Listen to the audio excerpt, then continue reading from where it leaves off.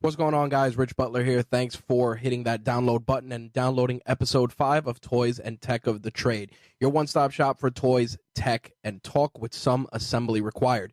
My guest for this episode is Jose Betancourt, also known as JVB. He is not only a friend of the Rageworks Network, but also a colleague of mine when it comes to action figure reviews and coverage on the site, and we wanted to include him as our next featured Rageworks creator. Slick was the first person who actually requested JVB be next, and he was kind enough to take time out of his day and share some of the gear that he uses. JVB, in addition to being a podcaster, a gamer, action figure and model collector, is also a very, very accomplished photographer. Even though he is extremely modest about his skills, JVB has an amazing eye when it comes to photography, and he is going to share some of that gear with you guys, as well as some podcasting stuff and a little bit of toy talk as well. Without any further ado, let's turn it over to JVB and learn about the toys and tech of his trade. All right, my friend Jose Betancourt, a.k.a. JVB, joins us on this new episode of Toys and Tech of the Trade. JVB is a man of many talents. He has, number one, a stellar singing voice. In addition to that, he's a YouTuber, a photographer, and one of the pioneers in podcasting. You know, he's one of those unsung heroes that goes and has been generating content in the space since the early 2000s. JVB, thanks for taking the time. Thank you, man, for such a great introduction.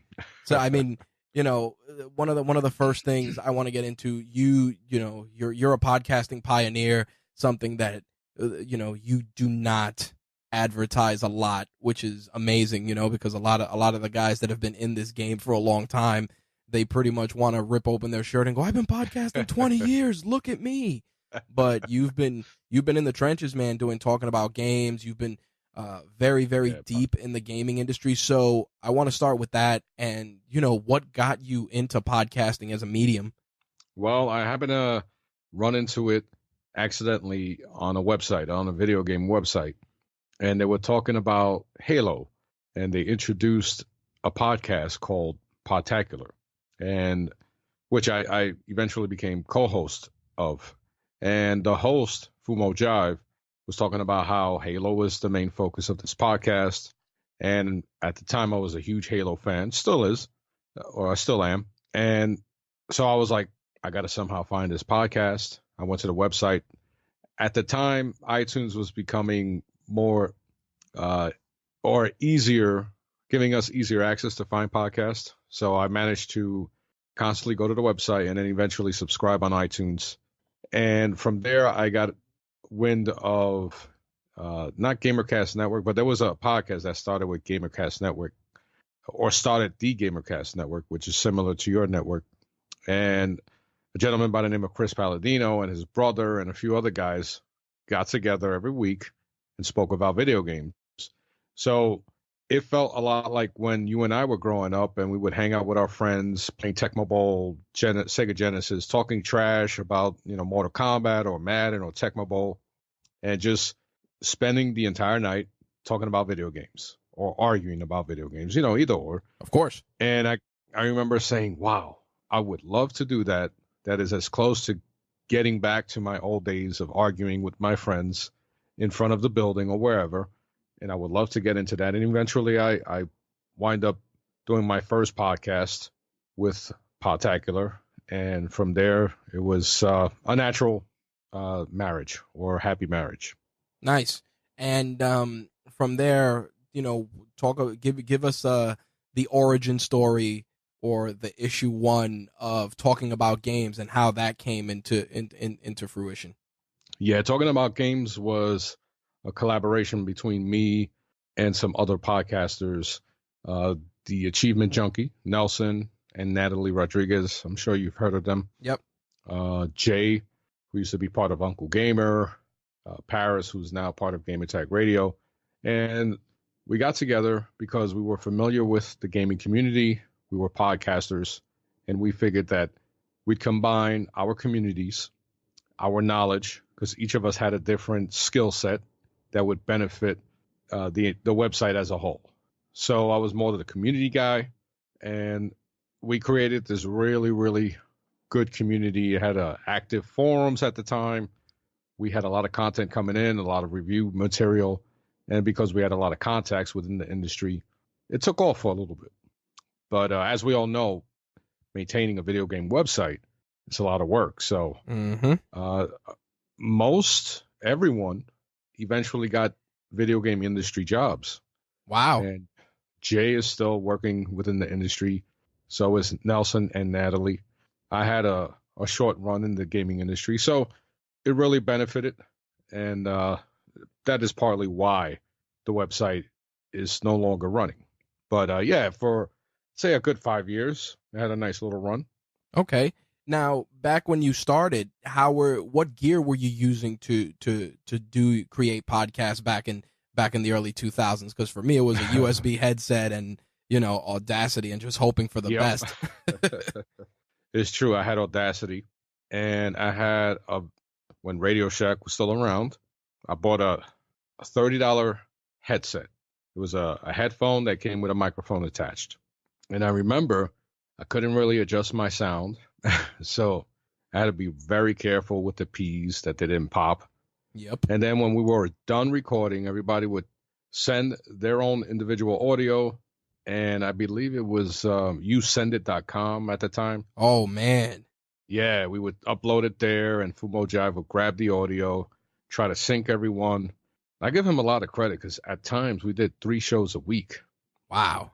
So, well, we would do enough content for 3 shows a week. So he would split it. So imagine splitting audio for 3 different shows. Yeah, so he put crazy. in a lot of work and did the website, which at the time you could imagine was a chore in itself. So yeah, it was a flimsy little Radio Shack headset with Audacity. And obviously since then you've been upgrading. Now, what was the last? I know you're a big supporter of Blue microphones. I believe you still do a lot of your voice work with the Spark, right? The Blue Spark. Yes, the Blue Spark Pearl. And even though the microphone is called Blue, the manufacturer, the microphone itself is orange. And it's funny because I'm sure you're familiar with what's his name? I can't believe it. I can't believe I forgot his name. His name is in the tip of my tongue. Marquise Brownie. Oh yeah, MKBHD. He had this microphone. Yes, MKHD, and he had this microphone. I remember watching him talk about something, and I saw the microphone, so I looked for the review if he had a review for it, and lo and behold, he's reviewing it, and I'm like, wow, that sounds really good. I gotta look for this, and I went to Sam Ash, I believe, in Queens, and bought it for $150 at the time, which was maybe about 7 years ago. Wow. And that's what I'm using right now. So, and you've always, and you've been even going back then, were you always a Mac guy also? Because JVB, for those of you that don't know, he uses a lot of Mac, a lot of Apple products. Were you a big Mac guy back then too? No, back then I had a nice little, what's the company that went out of business with the cow? Gateway? Man. Yes, I had a Gateway for many years. Wow. I had a Gateway, and you know what? At the time, because and it's crazy to think that at the time, I did not care about specs, even though I used to play some PC games, basic, Quake 2, everything like that. The only specs I cared about was like the latest 3D accelerator, which was from Voodoo at the time. That was like my only upgrade. But as far as everything else, I didn't care, what type of processing speed I had. So it seemed normal that, it took a while for my audio to upload, things of that sort. I really didn't care. because it was everything was so new. But now, yes, I use an iMac. I even upgraded to a 27-inch 5K iMac, and I do a lot of my well, I used to do a lot of my YouTube editing on my iPad Pro, which handles it with ease. I mean, it's just amazing how these small devices are so powerful and capable of doing 4K video editing. Were you So, editing audio on GarageBand when you made the switch to the Mac? yes, yes. Believe it or not, I was using Audacity up until 2007. And one day when I was well, not one day, while living in Florida, we used to do the whole SFX 360. Uh, we used to do events, podcasts, YouTube, everything like that. So one day Julie was editing, and they used to use Mac way before I even could afford one. Right. And I saw her editing and like The, working on the audio, and it was so the light went off, huh? swift. Yeah, it was swift and easy, and I'm like, wow, you're doing that pretty quick. And she goes, oh, I love Macs. I'm never going back. So that's when the time came, and this was 2010 when I could afford one. I went with an iMac, and haven't looked back. Haven't looked back. Even though now in today's time, you can use Audacity, still around, and it's still very capable. Because, believe it or not, I was talking about Marquise Brownie. He still uses, well, at least up till a few years ago, he was still using Audacity for his audio, and his audio is on point. Yeah, it's funny. I used Audacity full time for editing almost everything on the network fully till about last year. Okay. And even now, oddly enough, my process is a little different because I run everything through Alphonic to level it. But Audacity does something that I still have yet to see a more premium program do. And they have a thing which is truncate silence to remove, those long pauses. Yep. I used to Dude, love that, man. dude, I have yet, like I'm using Hindenburg Journalist, it's a $300 and something app, a three program. But Audacity's free. Yeah, but and dude, not even Hindenburg has it. And now Wow. I'm using Adobe Creative Suite for a lot of the video stuff. And even that, man, like there's nothing that's just as easy as that. And don't get me wrong, it's not a one-stop shop, but in those times when there's those little awkward pauses, man, Audacity, woo, just runs right through it. Oh, yes. Absolutely, because I'm very guilty of doing these pauses when I'm talking, and I'll pause, and I do it somewhat, instead of saying or I'll try to make it a little more dramatic by pausing and thinking of something as I'm paused. So I'm kind of guilty of that. So that used to help me a lot. And also Levelator, which is another free software that you can use with Audacity. So you had all the tools right there. And throughout the years, podcasting became easier and easier and easier. And here we are now with a overabundance of different types of podcasts. Well, strangely enough, also you gradually transitioned over the course of our friendship. You transitioned from doing podcasting, then you jumped into YouTube, and you've been doing YouTube quite a bit. Why the sudden shift change? What pushed you to even want to explore that? Especially someone, you're busy, you're a family man, you have a real job, like most of us. Well, you and I were talking off air briefly, and it's all about, with me, I get bored really quick. And if I'm not doing something that challenges my attention, my creativity, I get really frustrated. So doing YouTube, I started dabbling in it here and there. I did a video with my son, and it wound up being like a little mini blooper because he was like singing about Spider-Man, and he's like maybe 4 or 5 years old, and he almost falls off my lap. And the way it looked, he disappeared from the video, and it looked like he fell, and I'm like laughing. So I started experimenting a little more and more. My very first E3 video, it was very boring. Like I looked at it and I'm like, wow, nobody's going to look at this. I'm just sitting there talking, looking into the video camera, and I had the little webcam, and I'm like very mellow and bored. I bored myself watching it. So I was like, I don't think I'm ready for YouTube yet. But it wasn't until doing more events with SFX 360 and getting a little more familiar with more upgraded technology and then getting into cameras where I can actually record myself. It wasn't maybe until 2011, maybe 2012, where I seriously got into YouTube. So I eventually opened an account.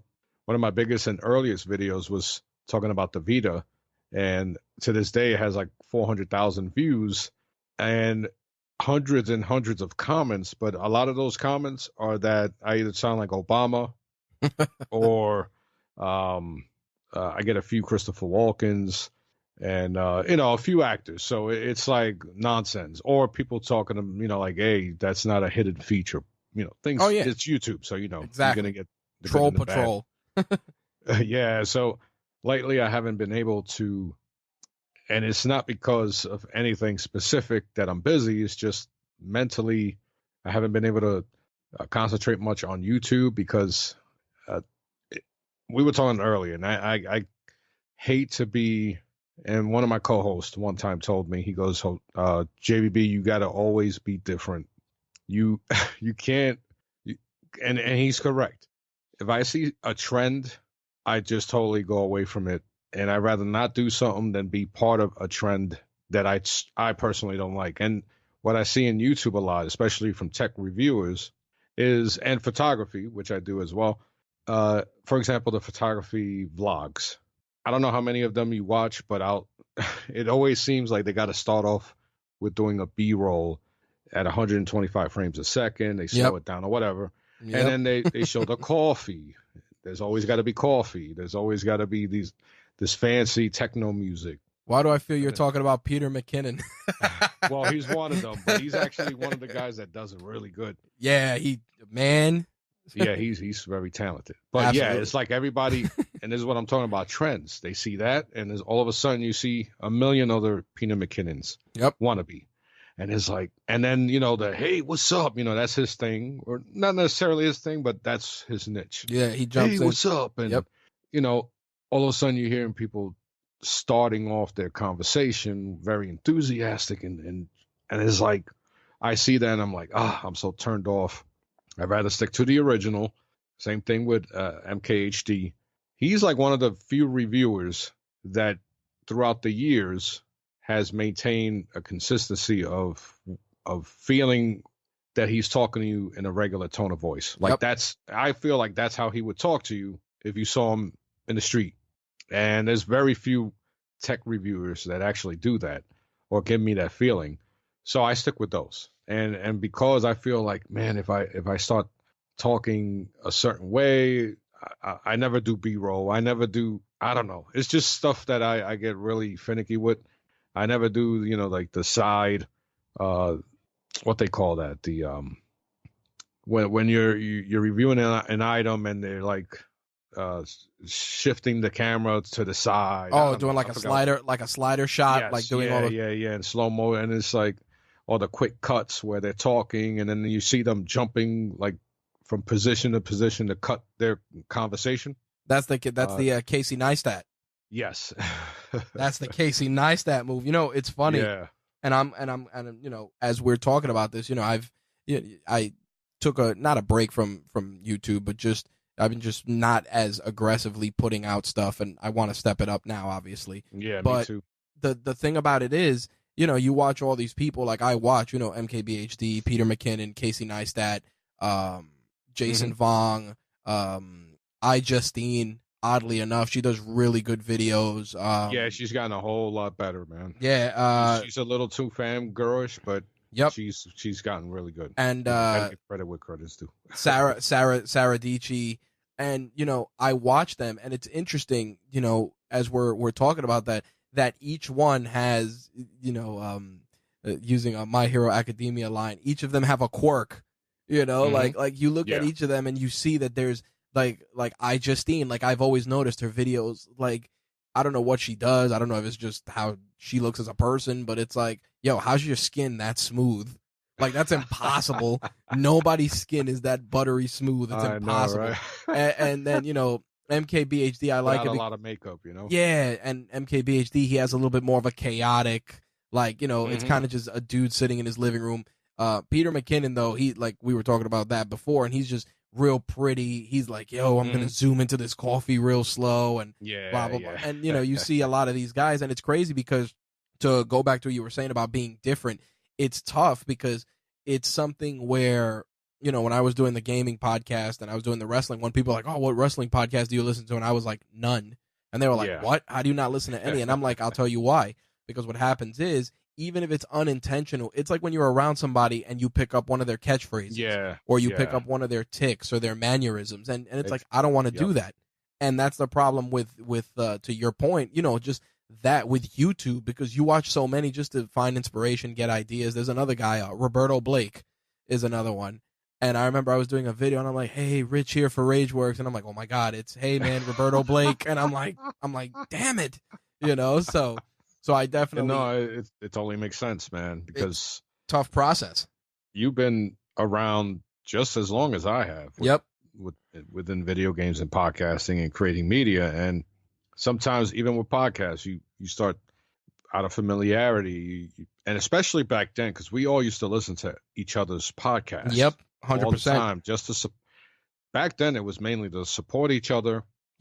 And then use it as a way to maybe do a cross podcast and 100%. kind of debate about something, and so on and so on. And unfortunately, out of habit, you start picking up little quirks. But now it's like purpose. It's done on purpose. I'm even so anal about certain things. I pick up the weirdest things. Watching, and I know we're bringing up Marquise Brownie a lot, but he's one of the innovators, absolutely, in the game. I mean, he's definitely one of my top 10 that I actually watch when his video drops. It's legit. He's like notification. Let me peep it. Like hit that play button immediately. Goes to him. Same thing with Casey Neistat. But Marquise started at the age of 14 reviewing his laptop, brand new laptop that he bought, and he started as a little kid. Just decided to review a laptop that he bought, and here he is. So there's something that he does with his eye. I don't know if you ever noticed. He'll look at something on the side, and I see so many people doing that shit. Oh, sorry for cursing. It's all right. And it annoys me. And I'm like, why are people doing it? They kind of not only trying to move like Marquise, they're kind of mimicking his eye movement too. And it's like, I can't watch this anymore. So I get real finicky about it. And that's just a me thing. And it's just things that I notice. I'm very observant, and it'll tick me off, to the point where I unsubscribe. And look, a lot of people, especially nowadays, and we were speaking about this, making content creation a career, so much so that we can live off it. Right. And it's very difficult. And a friend of mine, he runs Board at Work. I don't know if you ever watched him. Oh, what's his name? Yeah, big. I know who you're talking about. I don't want to. Big E. So, you know him because Danny, and she's really close friends with him. And he decided, he and I were talking last Comic-Con, and he was like, "Yeah, I decided I'm going to make YouTube a career." And I see him hustling a lot, and he's one of those guys that still manages to keep very personable. What you see is what you get when you speak to him. So I know for a fact that's genuinely who he is. Yep, and he creates characters. He has the Colonel. Yeah. So he's definitely, and I like his wall of headphones. Like there's definitely little things that definitely make him stick out. And I think that's one of the toughest parts, especially absolutely with you, like when you were doing your YouTube videos consistently, you were talking about toys, you were talking about gear, and you were doing it in such a manner that you were recording it, and this is the funny thing, you were recording it not so much for the people, but for yourself. Yeah. And that's what happens sometimes. People are so hung up on, my audience. Well, if you put out a video and nobody watches it, who'd you record it for? Yourself. Yeah, you got to be happy about the content you put out there. Yep. And you and I know that sometimes you think you knocked it out of the park and it gets no views, no feedback. And something you deem that is very quick and simple and probably not going to get a lot of attention winds up taking off. So it's a very weird formula out there that nobody can master. Only a few really good, talented individuals and dedicated individuals can understand somewhat how to make this work. While But we're on the subject of YouTube, you were sure. talking about, doing editing on your iPad. So I'm guessing you're editing in iMovie, or are you also editing in Final No, Cut? Fusion. Oh, I Fusion. use Fusion. Yeah, yeah. It was like a $20 app, and it's very powerful. I'm still learning it. I learned, most of the basics, but it's such a very powerful app, mobile app, that I was really surprised by what I can do with it. Now, of course, it's still limited because it's on a tablet, but I still prefer it over iMovie on my iMac. Like it's Really? very limited because I can't do 4K, which is weird. That's a little wild. I can't edit 4K video on my 5K display. What the Yeah, hell? same thing with YouTube. If I go on Safari, I can't watch 4K YouTube videos on Safari. I would have to use Chrome. That's crazy. Yeah, so it's kind of odd. And so I'll go back to my iPad, and even iMovie on the iPad Pro will do 4K. And it's like, what's going on here? Yeah, that's a little trippy. Yeah, which, it's Apple, and we know that they have their methods. Uh, so, but I have the option, and I have the flexibility of going with either one. So if I do a video that I know that I feel doesn't necessarily need 4K, what I'll do is I'll record 4K, and then I'll downsample to 1080p, and there's Nice. still more detail and everything like that than an average 1080p video, and I'll keep it 5 minutes or so that it's a quick upload. If I want to get really in depth on a review, I'll do it in 4K, and then I'll edit it, which is weird, on my iPad Pro. That's so I can get 4K. That's pretty wild. And the thing about it is, you're doing a lot of the editing. Are you pretty much creating all the assets and everything yourself, or are you getting templates and doing it like that? Like, how's your process for that? Or you just figure, I'll just throw the video out. I don't need no intro, no outro, nothing fancy. If somebody wants to watch it, they're going to watch it. I will, all the music, if there's music, sometimes I like to put some background music. It's music that I created on GarageBand. All right, look at that. Yeah, I do. I try to do, as I stated, I try to keep busy. Yep. So, my son gets somewhat of his creativity from me doing all types of different things with him. So I'll do the music myself, and I'll basically maybe once in a while throw in a little text somewhere, maybe with my Twitter or Instagram address or the product that I'm reviewing. But besides that, GarageBand is very simple, and Fusion, it's very complex for a mobile device. I've wanted to upgrade to more powerful editing software, but I'm afraid that if I start getting into that, then I'm going to occupy so much time trying to learn it. Yep. That's how I am. I try to learn everything about certain things before I go, which is what you technically should be doing. But I'll sit and watch 8 hours of YouTube videos trying to learn this software. Yep, that's what happened with Premiere. Yep. Yeah, so Premiere is very powerful, and I see a lot of people doing great things with it. But I feel that because of the amount of content I'm currently putting out, which is not that much, I feel that what I'm doing is good enough for now. Once I start getting dedicated and throwing out more consistent content, then I'll try to use Premiere Pro or something like that. Now, the thing about it is that you've made the before I jump into that, Adobe recently announced now that you're going to be able to get a full suite pretty much of Photoshop on an iPad. Yeah. As somebody, and this will be a good segue into your photography endeavors. How do you feel about that as somebody who uses, like Lightroom and things like that? Now you'll be able to have like a full suite, like right on your iPad. Yeah, that's amazing. I do use Lightroom. I used it on the Note 8 when I had it.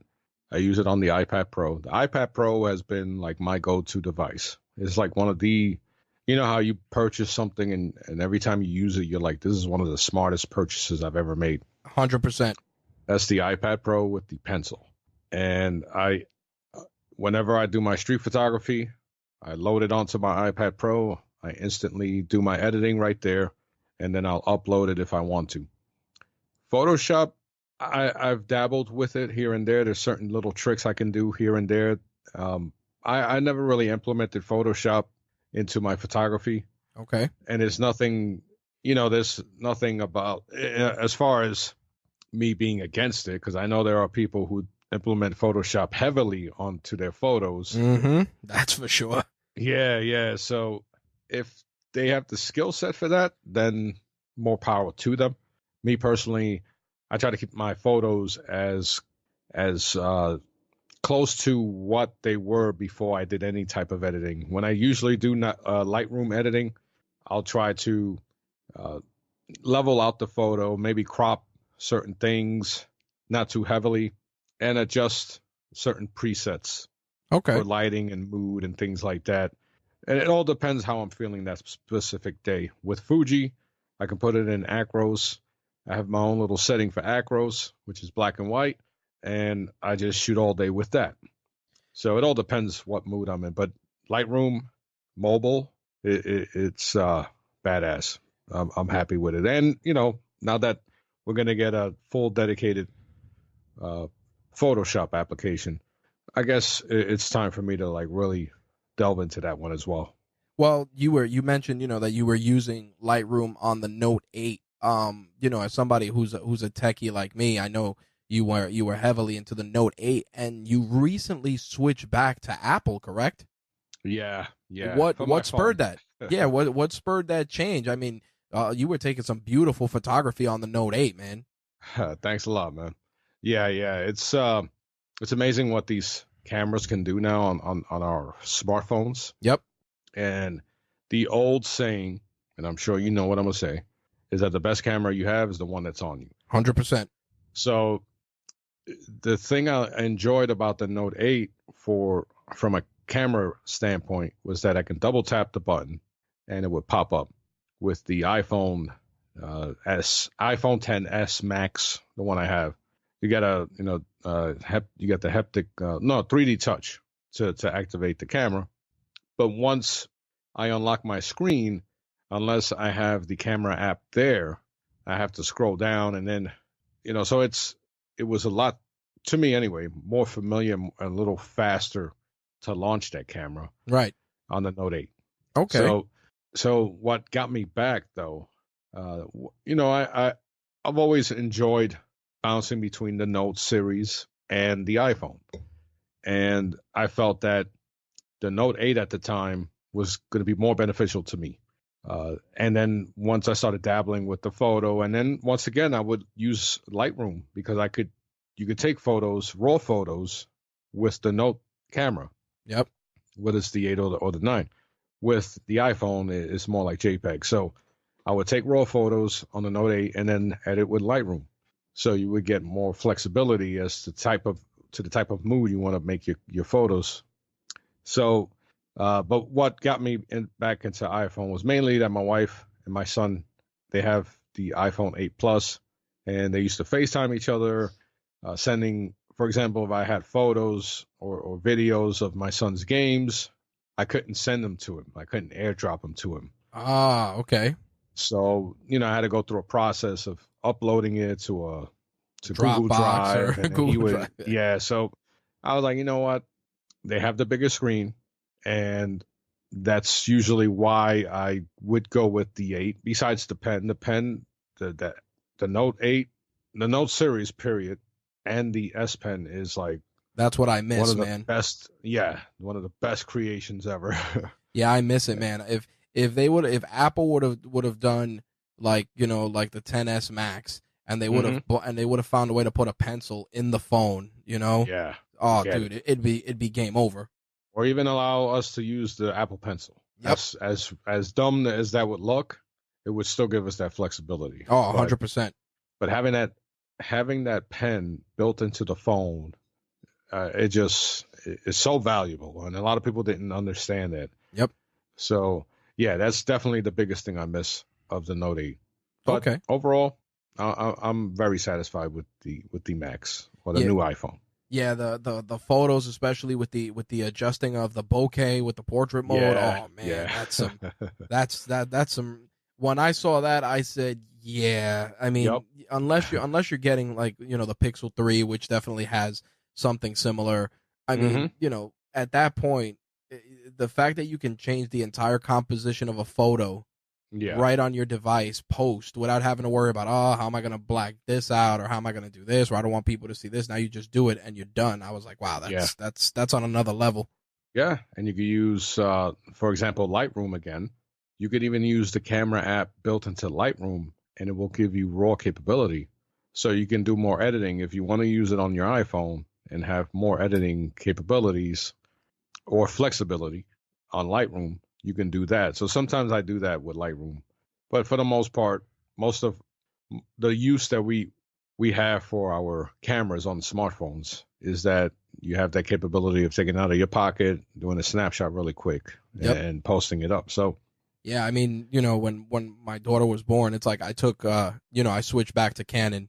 I got the Canon M50 mirrorless. yeah, very small. Yeah, very small, compact. Yeah, so I threw that on there, and it came bundled with the adapter to use regular Canon lenses. So I attached, Nice. I attached the Nifty 50 to it, and I said, all right, I'm just gonna leave a Nifty 50 on here, and I'm gonna take her with me to the hospital. So, when she was born, like within the first 30 minutes, I had taken like 25 photos with my phone, like boom, boom, boom, boom, boom, and then with the M50, I took, like, I guess what ended up being what my wife used kind of like as a birth announcement photo.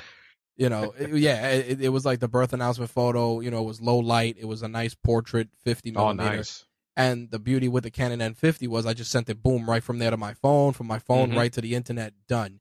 And, to go back to what you were saying, it's that flexibility, especially with Apple, because like my wife has an iPhone and she was like, oh, AirDrop me that photo. So I'd Exactly. I totally understand. Now, going into your latest endeavor, photography, when you started getting into it, you were mainly a Nikon guy, right? Yeah. Actually, I started out with my mobile phones, and then people were telling me, dude, jump to a DSLR, make the next step.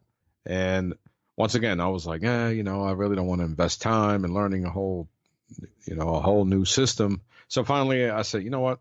It's nearly Christmas time. I got a bonus. I bought me a Nikon D3300, and I bought it at Best Buy. It came with the camera bag, 2 lenses, and it's a very entry level, very, very entry level camera. So my friend Julie was like, learn everything manually. Don't set it to automatic. Do everything yourself. So of course, I had to look at a lot of the YouTube videos, understand the process. Same boat of ISO, aperture, shutter speed, and everything like that. The next week, I outgrew the menu system. No, actually, the next week, they said the 3400 was out. Yep. So I said, oh, I still got time to do an exchange. I took it back, got the 3400, and I outgrew the menu system. I outgrew the camera. It's very small, very lightweight. So it was a very good entry-level camera. The Nikon D7100 went on sale, just the body. And one of my co-hosts, he goes by the name of Heroic Superman, he had the D7100. So I sent him a text, and he goes, if you want to learn about photography, get that camera. It's at a great price, and you don't have to worry about upgrading for a very long time. Right. I watched one guy who calls himself the Angry Photographer on YouTube, and he had nothing but high praises for the D7100. So I went ahead, went to Long Island, purchased it. It had power. I had a memory card. I had my 35 millimeter lens. Oh boy, 1. off to the races. Yep. But you know what was funny, dude? I didn't even know how to. I had no idea because the menu system was totally different because I was using an entry level menu system. It was very straight to the point. So imagine having a Samsung phone, and you know how they have that simple layout? Right. Imagine having that on a camera and then jumping over to a pure Android experience. Yep. And you're like, what? So for 30 minutes, I had no idea how to even take a photo because I had to set things up in a certain way. And I'm snapping the photos. I can't preview them. I'm like, how do I do this? So it was a totally different learning experience. And I got used to that camera because they say get used to the hardware you're using to the point where you don't even have to look down and realize what settings you want to put. You already have that set up. You can do it without looking, and you can focus more on what you want to take the photo of. So I got to that point. And then, of course, a few years later, I upgraded. Actually, I made an addition. I wanted to get into more video, so I bought a Panasonic G7, which had Nice. 4K. Nice one. Yeah, very nice. Very, to this day, is a great value. Has 4K video. I've taken really good photos with it, and it's very small. So that was my street camera, and I started to leave the D7100 home because, believe it or not, I used to carry my old photography bag with like 4 lenses, my D7100, which is a big full-size DSLR camera, and then my iPad.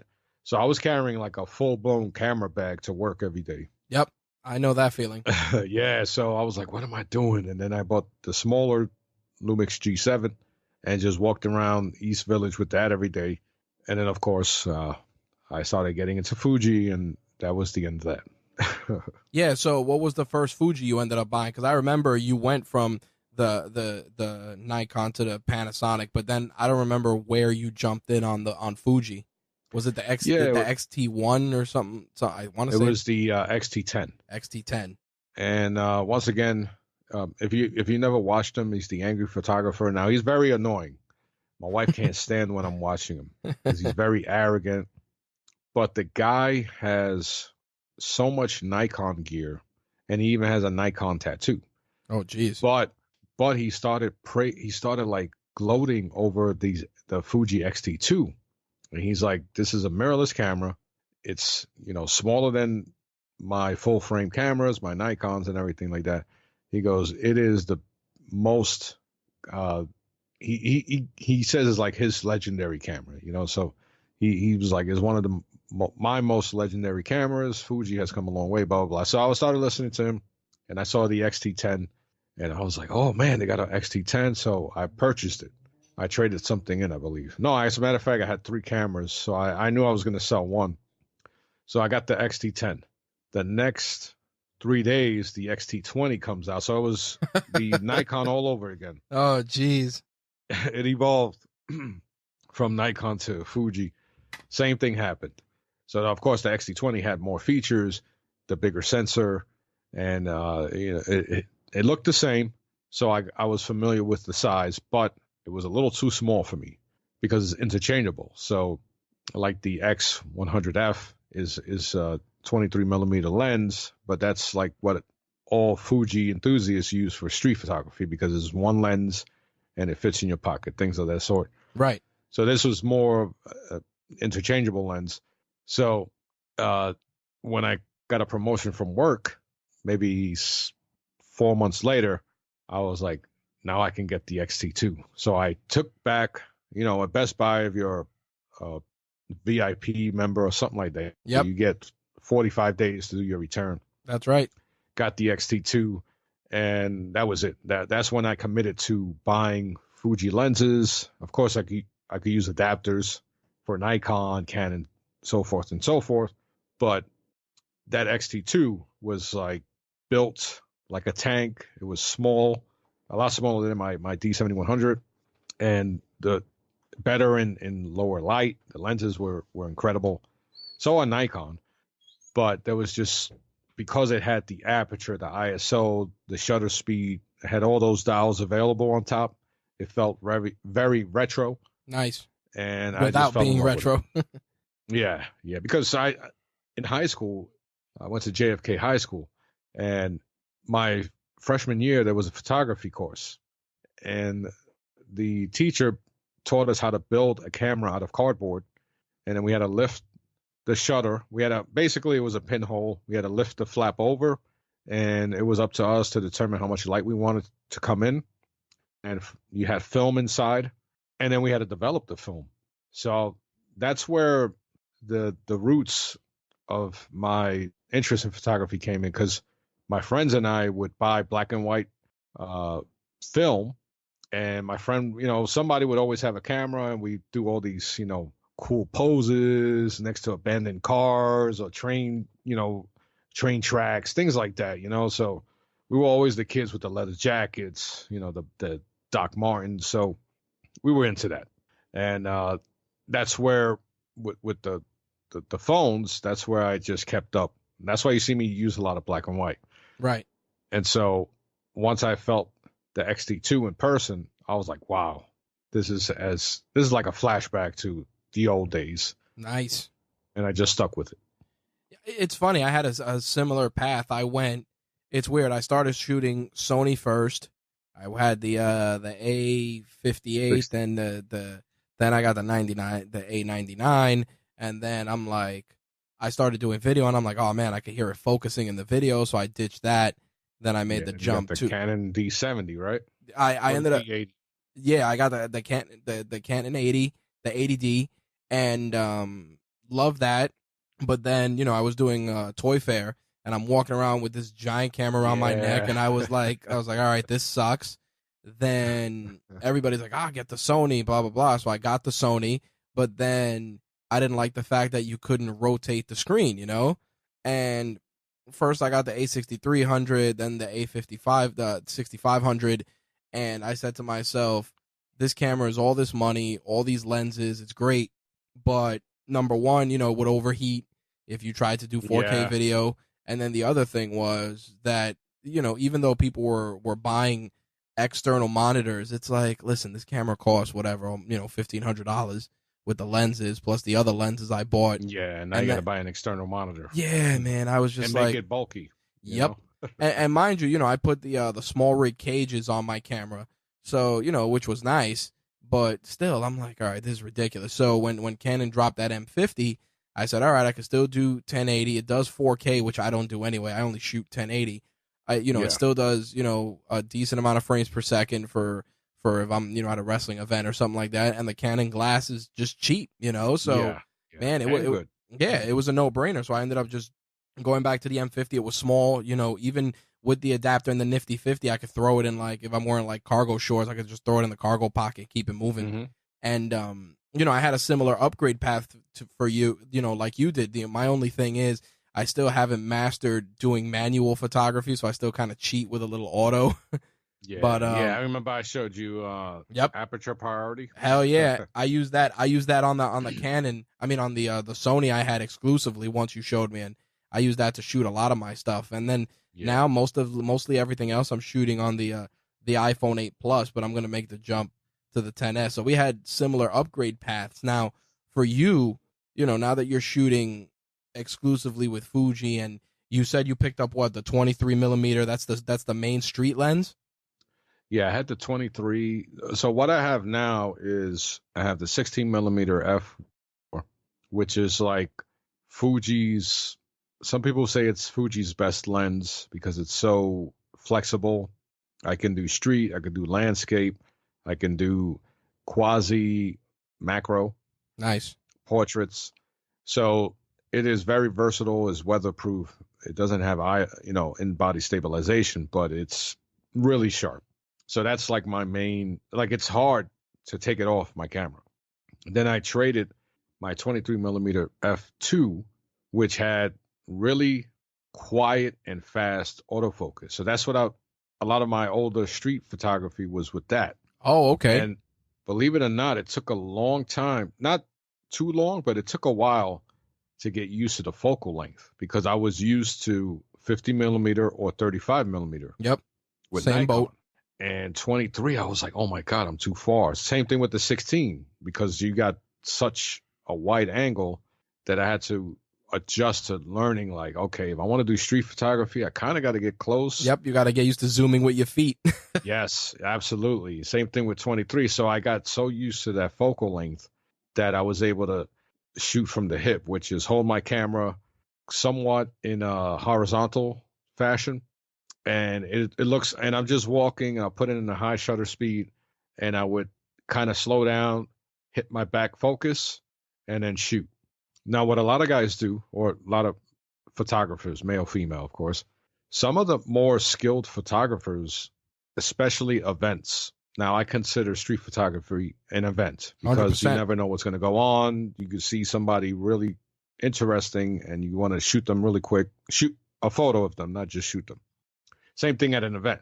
You never know what type of action is going to occur.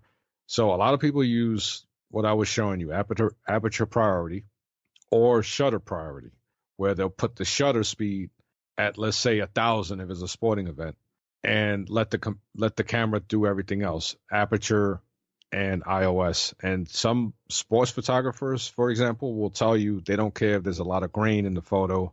They just want to get that shot because, you don't want to miss something historic that will cost them money, notoriety, et cetera, et cetera. So and it was surprising, I'll listen to the Fuji Love podcast. Some of the guests that they had, they said they'll put it in automatic when they're doing street photography or events because they don't want to miss out. They said they'd rather get the shot and have everything, let's say, in focus. Like me, I like a lot of, of that blurry background, isolate my subjects. They said they just want to get the shot. So sometimes they will leave it on automatic. And I was really surprised. That's crazy. But the key thing is that it comes down to the glass. And that's something I had to learn. I was just telling you how I went through 4 cameras in a span of 2 years. Yep. When in reality, I had the D7100, which I met a few guys who made a living with the D7100 to this day, and they don't want to get rid of it. And they told me, hey, I spent all the money on glass, which is the lens for those not familiar. And that statement is so true. Yep. I used to hear it all the time and now I'm very satisfied with what I have. I have the 16. I have a 35 millimeter f1.4 that I traded for. I traded my 23, believe it or not. So a guy from Europe, he posted on one of the Fuji groups, and I was like, you know what, let me. He was asking specifically for the lens I had. I said, what the hell? Let me ask him if he wants to do this trade. And we made the trade, and it was clean. Lens was clean. Mine was clean as well. And it's a very slow lens because it's one of Fuji's first lenses. Right. But the character of that lens is crazy. And these are all first party, right? These are all Fuji branded lenses. Like you're not. Yeah. Okay. And I have a macro. It's a macro lens, 60 millimeter, which takes amazing portrait. Another slow lens. And the other one that I spent the most money ever on a lens. Well, 2 of them were over $900. Wow. Each. But the 90 millimeter, which f2, man, that thing has such beautiful background blur, and you can isolate your because of the nice close focus you can get on not close as far as like macro or whatever, but the compression and everything. Oh man, that I look for reasons to use that lens because I can't take it for street photography, because you need something that gives you distance. But that I would need a lot of distance. And you want to also, and correct me if I'm wrong, with street photography, it's one of those things where you kind of just want to blend in the background when you're shooting. Because Exactly. I've seen some of your shots, and I'm like, wow, that person didn't even mind that. Like when you shot, I think you were walking, and there was like a street market. Yeah. And yeah. And that's what I mean. Like you almost want to blend in and make it seamless. So, that's definitely one of those things. Because I stand out already. Right. So it's kind of hard for me because, I'm somewhat tall and I have, bald head with a big goatee. And I usually walk fast. So I kind of stand out because if you're in my way, some people think I'm going to run them over or whatever. So I try to blend in, slow down, try not to make it. I don't make eye contact. And like I said, a lot of times I'll try to get an image where I'm angling the camera on my side, and then I'll try my best from practice, of course, to make it as level as possible. And back button focusing is essentially I'm replacing the shutter button. You know how you half press it to focus. Yep. I'm using a dedicated back button. Nice. So that I'm focused in, and then I use the shutter. So that kind of gives me an advantage. So you're essentially shooting blind. Yes. Wow, yes. That's talent, man. That's crazy. Yeah, I mean, I'd say maybe 50% of what if you ever see most of my photos and they're angled kind of crooked or the photo is angled where it's vertically orientated, that's usually from the hip.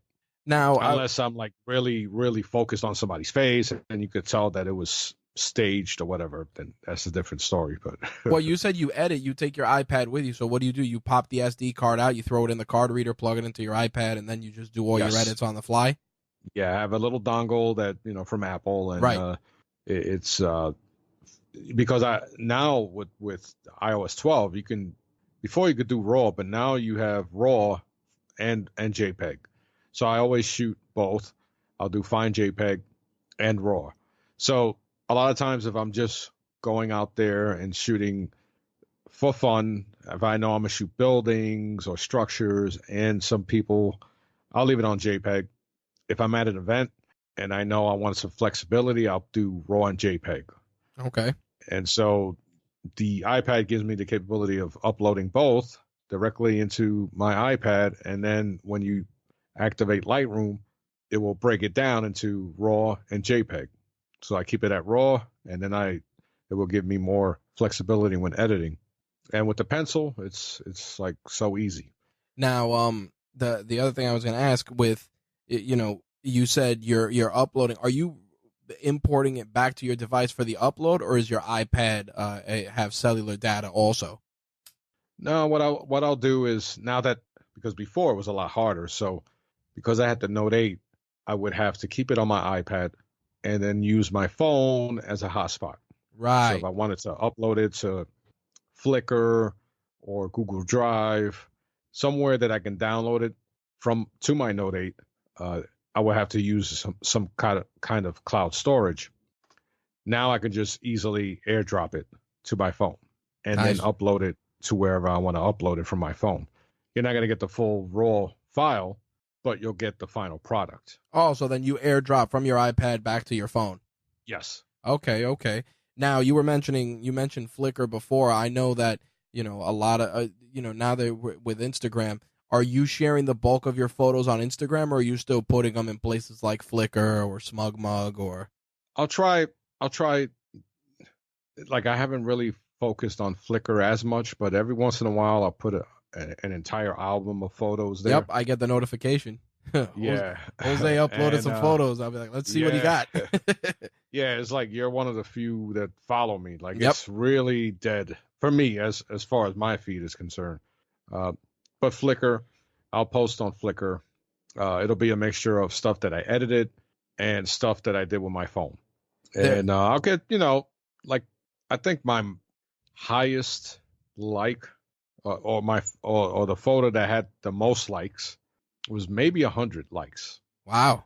Like I don't get like that one photo that gets like 20,000 likes. Like not that I'm saying that I deserve it, but it goes hand in hand with that YouTube, the calculations and what works. Like you just don't know what's going to work, what's going to like. I'll think like, oh, this photo's pretty dope, and it gets 12 likes, and I'm like, damn, my other one got 50, and that kind of was whack. So you just don't know. So I just throw whatever. As same thing with YouTube. How you were saying that you make these videos, you make them for you. I do my photography when I upload it to Instagram, Twitter, or Facebook. It's because I like them and I feel that I'm comfortable putting them out there. If it's something, once again, I don't like to go with the trends. I'm not going to post a photo of me holding like a crystal ball or, one of those see-through balls, Right. looking at the bridge. Like some people, you see a lot of people kind of copying other more popular photography styles or photos, like with the tent and the feet hanging out and things like that. And more power to them, once again, if that's what they want to do. But I just put whatever I feel like I like. And then whatever type of feedback I get, I appreciate it and move on. And you were mentioning that you're doing you're sharing the photos. Like how crucial now that especially with the explosion of the platform has Instagram been with you sharing your photos? Do you feel that given that it's such a photo centric social media account that you feel your stuff gets, I don't know, it gets more love there than any place else? Because it's like-minded individuals. Obviously hashtags play a big part, but do you feel that that's the case? You know what's really weird? I get more feedback from Facebook. Really? Yeah. And it's friends. And it's also people that I follow and follow me back that are into photography, That's awesome. which is weird. You would think it would be Instagram. Once in a while, I get a random account that would be like, wow, this is a great photo. And then I would look, I would thank them, of course, and then look at their stuff to see if they're a spy, some type of spam bot and they're photographers as well. And I'll look at some of their stuff, give them a like and comment on there. I'll try to return the favor. Nice. I was And started I messing follow with more Vero. photographers on there, but yeah, it's really not that interactive with me as anyway. I don't know about you. No, Have more luck. yeah, I jumped, I started messing with Vero because there's a guy, Jason LeBoy. He does like, yeah, Jason. Yep. yeah. So I signed up for Vero. I started posting photos on Vero, and then what I ended up doing was I kind of messed around with it for a bit, but the gram is the gram, man. Like it's so. It's such a it's so massive at this point. So I'm like, it's like with Snapchat. It's like once Instagram added all those features that Snapchat had, it's like I barely go into Snapchat. I actually go to Snapchat to watch like news. Like there's like a couple of channels like of Oh yeah. like Daily Mail and stuff like that. So I'll pop in and watch that. But like Instagram has become like probably the most frequently used social media platform on my phone. Yeah, same Instagram here. first, and then Facebook second, and then Twitter third. Sometimes, but the thing about it is that with Instagram, once everybody's like, oh well, you got to kind of figure out your niche and stuff like that, and I laugh because I'm like, yo, what if I just want to share my stuff, like, and that's what Yeah, ended up yeah. happening. I ended up separating my personal interest from, the Rageworks brand, and I started just doing stuff personally, and I noticed that more people just start following me. Like, I put more photos of food, more food people follow me. I put more photos of sneakers, Yeah. more sneaker people follow me. So, it's just funny how that works. But in your case, I always like it because you always make New York City the star in your photos. Yeah. And I think that's what matters most when it comes to composition. And I don't even say it because you're my boy, but I say it just because you do something that, we were talking about being unique before we started recording, and that's one thing. You keep New York as that centerpiece. Like, that's a New York shot. That's the subway. That's the 59th Street Bridge. That's Columbia. Hell, I think when we came, I was going through some photos when we came out of the gaming event, and we went on a mock photo walk. Yep. walking over there in Columbus Circle, man, and we were just shooting for the hell of it, man, and we it was just fun. Yep. Yeah. Spur of the moment, just admiring the surroundings that we sometimes take advantage of. We take it for granted that we live in such a beautiful city. And so as someone who's grown up here all my life, and I like to share, like, especially I have friends who used to live in New York. So like one of my co-hosts said, yo, you always take these photos, and it's kind of like even though I live in Texas, it's like kind of like I can be there for one quick second. And so that's why I constantly take like the non-popular photo of happenings in New York. I basically try to keep it where it's my trip to work and my trip back from work. Nice. While in the subway or the car, whatever. Well, I always like it too. It has that Humans of New York vibe. Yeah. Which I like, man. I got wind of that, and I watched his videos, and I'm like, holy crap, that dude is, courageous, number one. And the way he makes it so, once again, he makes it feel personable. Yep. Not forced, not, hey, everybody. He said, oh, I even raised my voice a little higher so I could be more pleasing. Because he's a tall dude. I never met him, but I watched a bunch of his videos, but he made it personable. And I'm like, I can't do that. Because somebody's going to be like, oh my God, why is this guy coming up to me? So that I can respect that, because that's something that me personally, I don't think I can do. So that's what I gravitate to things that I know I can't do, but other people are like knocking it out of the park, and I can respect that. So there's ingenuity or creativity that's being shown, like that. When I saw that, like by luck, I saw it, and I was like, holy crap, this is awesome. That's tremendous. I look at, like I said, a lot of, especially now that I'm doing more photo stuff here and there, and we've done stuff together, and I've covered Photo Plus. I actually skipped it this year for obvious reasons, but Yeah. it's just interesting that an image can tell a story just based on the person who's shooting it, because if you shoot it, and you do a black and white photo, you convey a different emotion than if it was a color photo, or if it was a photo that had more filters. So it's crazy the amount of storytelling, and best of all, to your point, that you can tell so many of these stories with just a device in your pocket.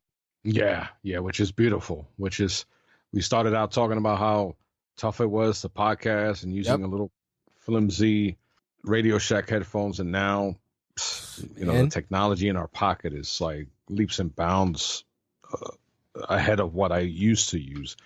And just to quickly go back to the photography stuff really quick, like I try not to do homeless people, because like it's so easy to just go off to some homeless guy, and it's like, yeah, we all know that that's part of the New York City vibe. Yep. And if I have a few out there, I try to make it look as part of a story, but not the main story. Absolutely. Like, I don't want to show somebody's hardship and try to get likes in a cheap way. Yep. So and you were asking me about the business side of things. It's kind of where my stubbornness comes in, because I want to stay true to what I believe in. Your roots. Yeah. And I don't want to like become, and unfortunately a lot of successful artists, content creators, they have to do something else in order to support their true passion. 100%. Fortunately for me, I have a skill trade, elevator technician. But if I had a choice, I wouldn't be doing that as a career. But if I, let's say, wanted to do photography as a full-time job, there would have to be some type of compromise where I would be like, all right, I'm going to have to do a wedding to make some money for this month. I'd rather do like portrait shots of a business or something. But right. Like a lot of people say, there is money to be made in photography. You just have to kind of compromise, do something you're not 100% willing to do or thinking of doing, just to keep your head above water and make some money, and then build your niche outside of that work environment, and just use the finances to build upon your niche. And there's a few, like Kevin Mullins, big Fuji film user, and he used to use Canon, I believe, in his photography when he does weddings, and he's a big time wedding photographer. He has a freaking X Pro 2 with I think he uses mainly 2 lenses tops, and most of his wedding photography is in black and white, and he does that documentary style that I've grown up using. And so that's why I gravitated to him. I'm like, oh, this is how I would shoot a wedding if I ever did a wedding. Is people like getting the true emotions. They don't know I'm even there. Right. Blending in. Not posing, trying to look pretty. Of course, he does his typical photo shots where everybody's together and you got the bride and groom showing off the ring, things like that. But overall, he gets requests to do weddings because they want that old time black and white look, and they want that candid look. But you gotta work on it. You gotta build that type of reputation, that trust, where people say, all right, this guy, this is his niche and it works. And that's what I want. So that's basically what I'm trying to do before I try to commit and make money, I'm working on a part-time basis of making money before I think of going any further. So it's a lot of layers to work on.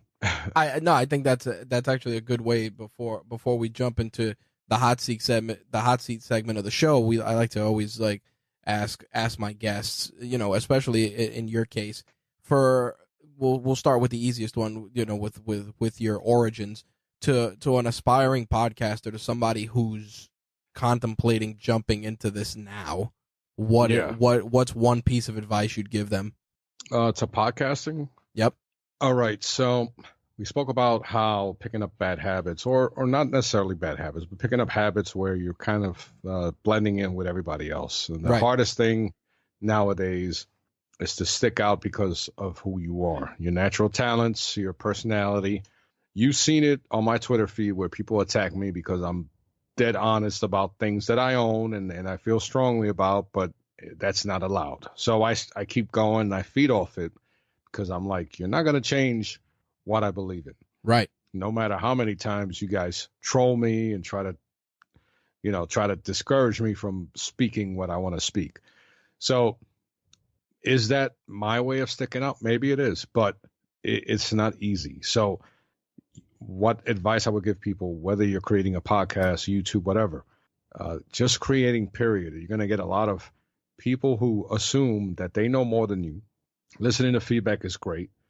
Learning how to take constructive criticism is very important because the individual looking to start a podcast might assume, hey, I know more than you about the topic that I'm talking about.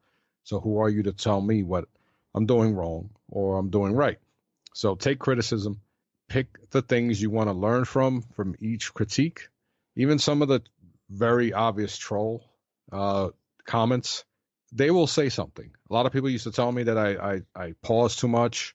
I sound too mellow, and that's just who I am. Right. But I learned that, okay, I need to speed things up a little bit when I talk. I need to cut down on the pauses. Right. That's stuff I need to work on.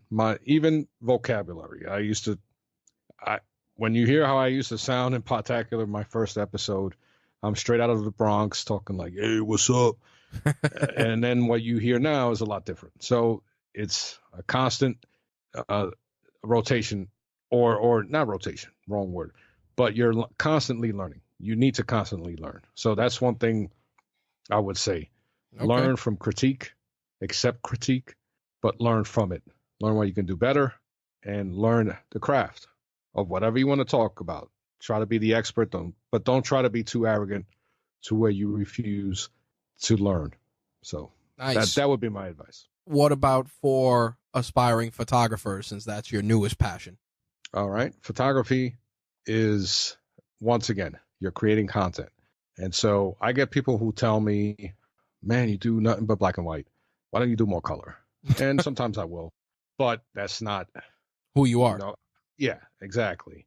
And it's an extension for me personally. Photography is an extension of who I am. So depending on the mood I'm in, that you'll see a different trend of different types of photographs that I'll take. And once again, it's about learning. Like photography is one thing that you might learn the entire menu system like the back of your hand, but now you got to learn different aperture settings.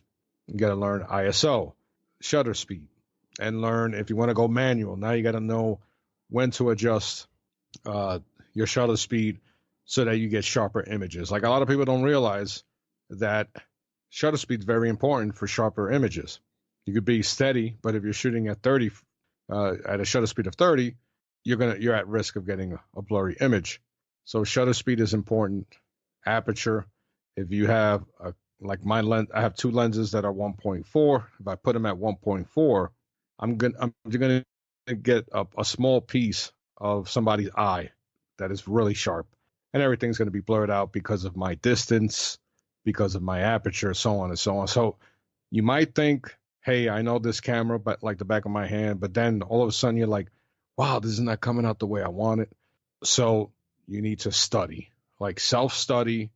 There's a lot of information out there, and there's no reason why you can't study the importance of each factor. Now, when it comes to creativity, that's one thing that nobody can tell you about. And it goes with the podcasting advice. Stick with what you know, stick with what you're passionate about, and don't let anyone discourage you that, hey, you should take wedding photos instead of taking photos of architecture. If that's what you want to do, just do it, knock it out of the park, and then experiment here and there.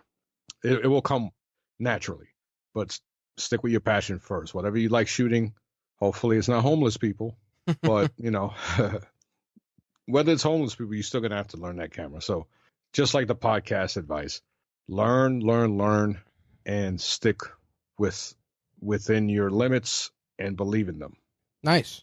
All right. I think that's a good way to close out the third degree, our interview portion of the show. We're going to jump into the hot seat, just a series of rapid fire questions, real casual, Awesome. real easy. What are three mobile apps that you can't live without on any mobile device? I would have to say Lightroom for the photos. Yep. Facebook, because it keeps me in touch with old high school friends and family that I have throughout the United States, which is kind of messed up because I could always use the phone, but since everybody uses, social media or social networks, so yep, Facebook would be one thing, and I guess Gmail. Of course. Nice. That's a good one. You're a desktop user and a mobile user. Any reason why you never opted to have a laptop? Like why would you just prefer using mobile device and desktop? Yeah, I have a laptop here, Windows laptop. We moved along. It still works. Last time you turned it on? yeah, it's been a long time. Bought some MacBook Pros here and there, even MacBook Airs to be a little more mobile, but realized that it's just not the same. It's not. It was unnecessary. Okay. Because as I stated with the iPad Pro, it was like way more capable of doing what I wanted to do than a MacBook Air. Nice. And a MacBook is expensive. And we did buy one a few months ago, and then we decided to get the desktop. Like, you know what? The desktop would benefit me more. I have more storage capabilities and expandability, and as we all know with Apple, is like 256 gigs. It's not going to do anything for content creators. Nope, definitely not. Okay. So, yeah, limitations, I guess. All right. But, first place you go when you unlock your phone? It'll be Gmail. Okay. Yeah, check my email, see what's up. What's one website you recommend to people often? All right. One of my go-to websites is DP Review. Nice. It's mainly focused on cameras, and they have a big community, so they have forums for every brand. Absolutely. I love those guys. Whenever I'm researching a camera, I'm like, well, that's where I'm going. Yeah. So, yeah, definitely. Or you can go to josebphotography.com. Nice. There you go. This might be an easy answer, but you might surprise me. Favorite piece of tech besides your phone and your iPad?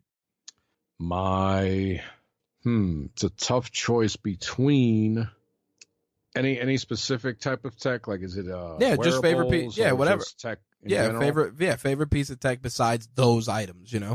I'm gonna have to go with my Fuji X-H1. Okay. Yeah, it's one of those. It's semi-retro / modern, bigger hand grip, but it's an absolute beast. In body stabilization. It's one of those purchases that's like, I'm glad I made this purchase. Nice.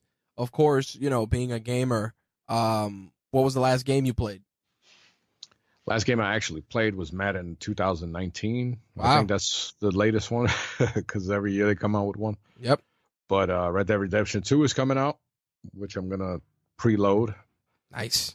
And that comes out tomorrow. Nice. So I can't wait for that one. So that answers your last gaming purchase, which is going to be Red Dead Redemption 2. Oh, okay. Nice. All right. Of course, we talk about toys here. What's a favorite toy or collectible that you're obsessing over? I know you're a big Voltron fan. Yeah, that's what I was about to say. Yeah, that's on your radar, huh? Yeah, Voltron, I have plenty of Voltron memorabilia because I grew up as a huge Voltron fan, and the next series that I'm trying to get is I want Mum-Ra from Thundercats. Right. And I want Skeletor and He-Man from He-Man. Nice. So those are the guys I'm looking for. Eventually I'll work on those, but I even have the Lego set, the Voltron Lego set. It's still in the box. It's like, that's crazy. You're gonna build it? Find as much. I don't know, man. That's a lot of pieces, man. I saw the box. I was like, wow. A lot. It's a big box too. So right now the box is so nice because it has like the cartoon lions, the lions from the '84 cartoon, and so right. I don't want to open it. Nice. Now, Now you're also a big Mezco collector, you and your son, right? Yes, he just got one today. Who'd you pick up? For his birthday, he got one of the Batman Okay. with the I forgot what is it, he has the long cowl, the long very long pointy ones. Oh yeah. Yep. I know exactly which one you're talking about. They've done different ones, and that's, I believe, the last one in the series. Well, he has the one with the gray suit. Okay. The one with the black, the latest one that's coming out, is still on pre-order. So wow. we've waited like 5 months. We're still waiting for that one. Okay. But he's very patient, which is surprising for a 17-year-old. Of course. He's like, all right, well, let's pre-order it and I'll wait. Yeah, you've picked up some nice ones, man. I know you had some really dope Predators, some Predator figures you picked up. Yeah, he has all of those on his glass display. And right now he's more into the DC stuff. He's like a big DC fan. So it's Spider-Man. Well, Spider-Man, of course, is Marvel. Is Marvel, but it's Batman, Joker.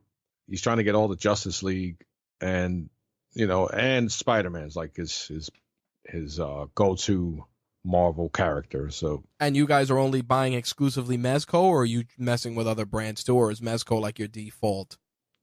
Mezco is probably second to Mafex. All right. He'll buy Mafex, SH Figure Arts. It all depends on the size, because he's very particular about the size of the characters he wants. So if he wants, I think Mafex is like 4-inch or something. Yep. So if he wants to stick with that, he'll look at a SH Figure Art between that and Mafex. And then, of course, if he wants scale, he'll take Mezco. Nice. Now, yes. On the subject of toys, growing up, what was your favorite toy or collectible growing up? Man, growing up, unfortunately, I didn't have too many toys. I guess that's why I buy a lot. So I guess that's why I'm always buying them now. But my cousins always, how we always had that family member that had all the toys, and we go to their house just for that. Yep. So they had, if they had all their stuff, they would be pretty well off. But they didn't have Star Wars. They weren't into Star Wars like I was. So I had this little metallic Millennium Falcon. It was made out of metal, and it was maybe about 5 inches. And I used to love that damn thing. Nice. Of course, being like 8 years old, I would make believe it's flying and, talk like Han Solo. And that's pretty cool. Yeah. So that was like I even look at Millennium Falcons now, but they're so big. Yep.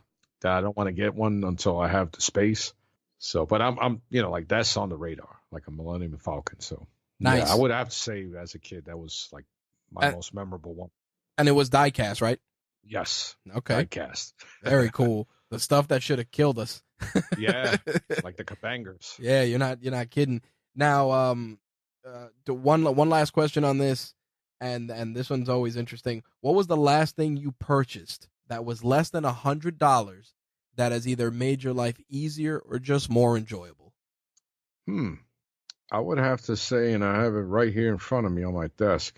It's a light from a company called Lytra. Okay. Yep. And they make these LED lights and the cubes. Yes. Yeah. And it has a magnetic strip. So not only do I use it for video when lighting up a subject, that I could put right on top of the camera on the hot shoe, I've used it for work. And I put it on the metal frames of the elevator and put it on full blast. And guys were like, wow, that little thing illuminates that much light. That's crazy. Yep. And then the big test was one day from the 6th floor. It fell all the way down the pit. Oh, no. I just had this damn thing for a week, and it was working. The screen didn't crack, or the light didn't crack, and I got some scuffs. But if you ever held one in person, this thing is like beefy for such a small device. So at the time, it was $70-something, and it's been like extremely versatile. Like sometimes I'll just throw it in my bag or leave it in the car. Like eventually I want to buy a few more because it's really worth the price. Nice. All right. And waterproof. Oh, well, waterproof is key. Yep. All right. Yeah. This one's an easy one. And where do you see yourself with photography in a year? Or where would you like to see yourself a year from now? Well, I'd say because I've started with the website, I have a few business cards, so I'm borderline. I've had a few Got your toes shoots in the pool.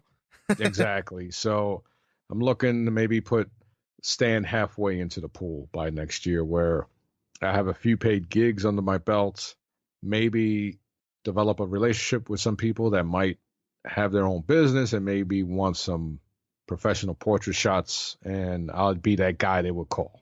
Okay. So that's where I'm kind of hoping I'd be, instead of jumping straight into a full-blown business where I can't handle it. You want to freelance? Yes. So hopefully I can have a few established clients and then take it from there. Nice. All right. And last but not least, of course, where can people find your work and connect with you? You can find me on iTunes, the Post Game Report. That's my podcast since, I believe, 2007. Yep. And my website is josebphotography.com. I try to find something a little smaller. Maybe I'll change it down the road. But for now, if you want to see a mixture of my work, I have it broken down into different categories. So this way, if anyone's interested, they can see. I have events, I have street photography, toys. So I try to keep it somewhat simple, but I have a lot of photos there. So that's something else I also got to clean up. But it's there. If people are interested in my work, they can contact me via email. And on Twitter is at ATJVB. And Facebook, but Facebook, I keep that for family and friends and some colleagues, stuff like that. So mainly on Instagram, I think it's Joe Beta. It's JV Beta. The fact that I know that by memory is pretty crazy. And I don't. That's JV Beta on IG. That's somewhere else that if you want to see my stuff. And on YouTube is Joe Beta. Nice. All right. I think. I don't know. I will definitely include links to everything JVB talked about in this episode, as well as all the ways that you can reach him. JVB, thank you for sharing the toys and tech of your trade. I appreciate it, man. Thank you for having me on. It's always a pleasure. That wraps up our interview with Jose Betancourt, a.k.a. JVB. Links to his website and social media will be in the show notes for this episode. We will also be providing links to the software, hardware, and toys that were discussed on air. And just a quick disclaimer, and for full transparency, those links in some cases may be affiliate links where we will receive a small commission if you purchase any of those items via the link we provide. That money goes towards giving us new equipment, covering hosting fees, and a host of other things that keep the lights on at RageWorks and allow us to give you awesome content. So anytime you do a purchase, please use the links we provide. We would really, really appreciate it. Last but not least, if you would like to be a guest on a future episode of Toys and Tech of the Trade, fill out the contact form on rageworks.net. Let us know a little bit about yourself, and we'll try and set something up. And, of course, if you want to keep up with us, follow us on Twitter, Facebook, Instagram, or LinkedIn if you're a professional. We'd always love to hear from you. If you are following us on Facebook, take a moment, join our RageWorks Facebook group, interact with myself and the rest of the staff, as well as other RageWorks fans, talking comics, MMA, wrestling, toys, and everything that we cover on air on our various shows and on the site. Thank you guys for checking out episode 5 of Toys and Tech of the Trade. I'll see you on the next one. Peace.